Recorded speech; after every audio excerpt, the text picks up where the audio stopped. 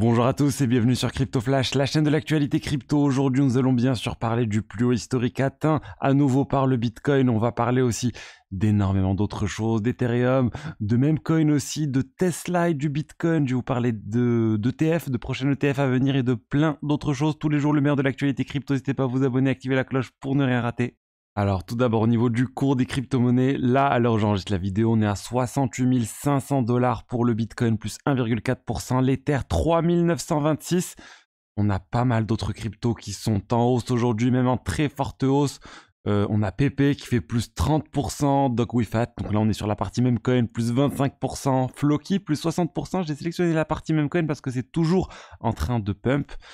Est-ce que c'est irrationnel? Est-ce que ça vaut vraiment autant tous ces mêmes coins? C'est difficile à dire. Personnellement, je ne suis pas investi sur les mêmes coins, ou en tout cas, j'ai un tout petit pourcentage de ce que j'ai en même coin.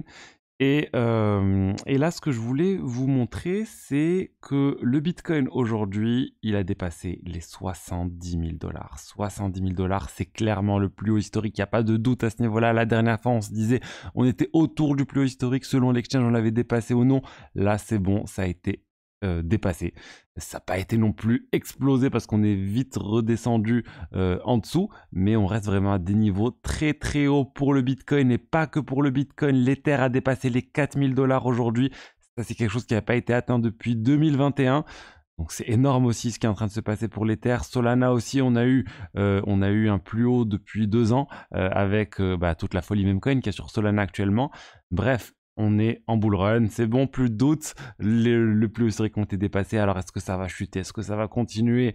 Honnêtement, tout est possible, mais je vous l'ai déjà dit, moi ma conviction c'est qu'on est au début du bull run. Après je peux me tromper, clairement, je fais pas d'analyse graphique comme je vous l'ai déjà dit, je fais pas de choses, je vous dis juste mon pressentiment à moi, je pense c'est partagé par beaucoup quand on voit tout ce qui est en train de se passer.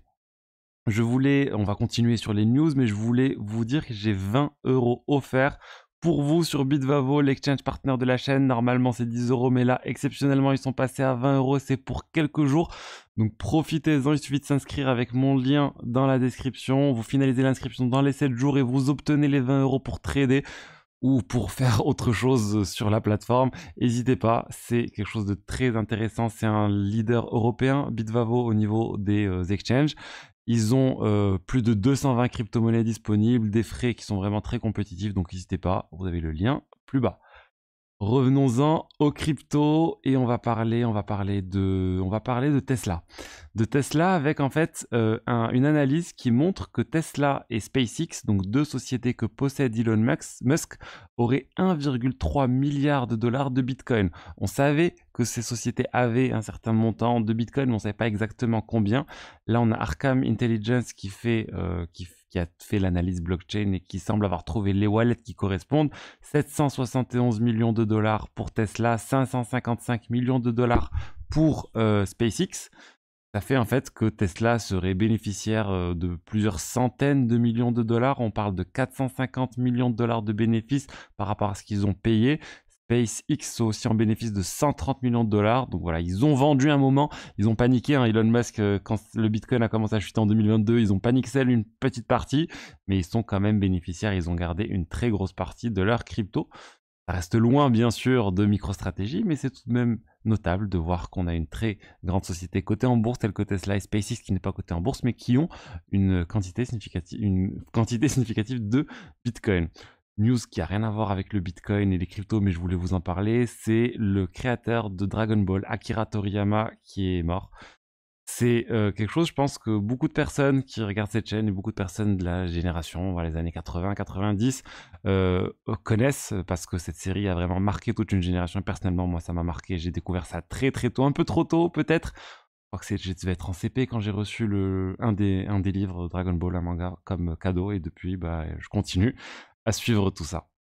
Alors revenons-en en crypto-monnaie avec BlackRock. BlackRock qui devrait pouvoir investir sur son propre ETF, Bitcoin Spot ETF, grâce à d'autres fonds d'investissement que BlackRock détient. Les mutual funds de BlackRock, c'est comme ça qu'ils gèrent des dizaines et des centaines de milliards de dollars. Et ben maintenant, ils vont avoir l'opportunité de diversifier une partie de ces fonds sous gestion dans les ETF spot Bitcoin de BlackRock. Et ça, c'est énorme parce que ça veut dire encore énormément d'argent qui pourrait venir débarquer sur le marché et tirer encore le prix vers le haut. En fait, on est au tout début pour le Bitcoin. La BlackRock est en train d'arriver avec ses mutual funds, mais on devrait avoir plusieurs autres fonds qui pourraient arriver.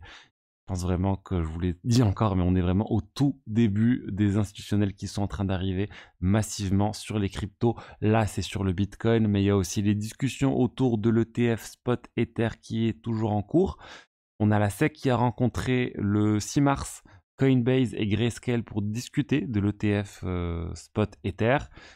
Plein d'arguments qui sont mis en avant par Coinbase et par Grayscale pour dire il n'y a pas de raison que vous n'acceptiez pas l'ETF Spot Ether après avoir accepté l'ETF Spot Bitcoin. On va voir, c'est encore trop tôt pour savoir si ça va vraiment passer ou non, mais c'est juste pour dire que les discussions avancent, ça continue, on croise les doigts. Et dans le meilleur des cas, on devrait avoir quelque chose autour de fin mai. Dans le pire des cas, ça peut durer encore très longtemps. Le problème, c'est qu'il n'y a pas encore de décision de justice qui vient venir forcer la main un peu à la SEC, comme c'était le cas pour le Bitcoin. Mais s'ils refusent ces ETF, je pense là, ça fait aucun doute que Coinbase ou Grayscale va encore porter plainte, et là, ça devrait passer. Ensuite, ce dont on peut parler, c'est de la finance décentralisée avec MakerDAO et le projet qui est derrière le stablecoin DAI, qui sont en train de faire plusieurs changements, plusieurs propositions, et ça devrait être assez énorme ce qu'ils sont en train de proposer. Ils proposent de passer le rendement garanti sur le DAI à 15%, alors qu'actuellement on est à 5%. C'est juste énorme, bien sûr, ça va sûrement pas durer très longtemps, donc faut en profiter quand ça va sortir. Je vous tiendrai au courant, mais c'est énorme, honnêtement, c'est quasiment sans trop de risques en fait sur le DAI. C'est l'un des rendements les plus sûrs, on va dire, de la finance décentralisée. Actuellement, on est à 5%, ils proposent de le passer à 15%. Pourquoi ils veulent le passer à 15%?